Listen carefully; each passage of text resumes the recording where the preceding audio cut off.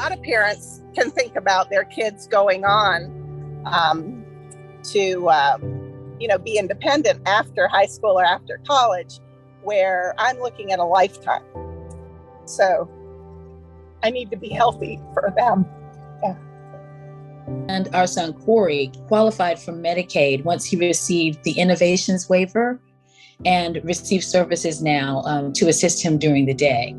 So we have a lot going on in terms of insurance, but at this time, my husband and I are the ones who are not insured.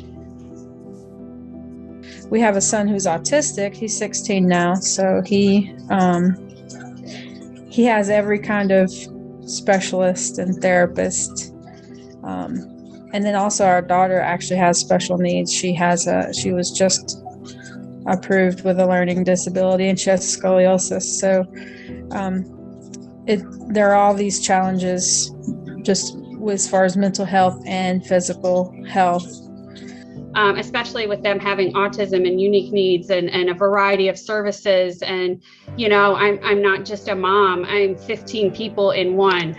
So if I lose my health coverage, I can't be who I need to be for them. And I can't do that to my children. That's such a disservice to everything that they've worked so hard for in their life.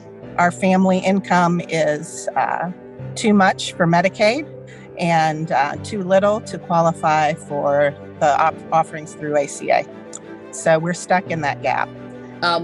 It definitely became an issue in terms of my medication, because as you may or may not know, as a transplant recipient, I am required to take medications for the rest of my life.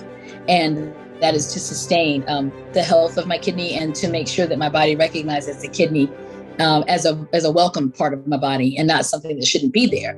So anti-rejection medication is part of my protocol, and it is quite pricey. It is very expensive. So we're choosing between like food in the house and medical needs. And there's really no way to make that choice.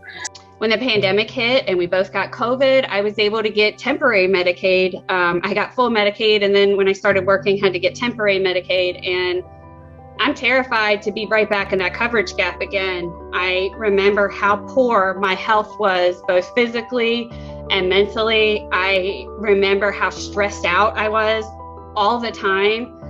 I remember just praying all the time and just asking God, like, get me through this next day, because I have to be Wonder Woman for my kids for this day and the next day and the next day, and just praying that I could get through it. One thing just for myself would mean that healthcare would be an option instead of being something that we have to hide from.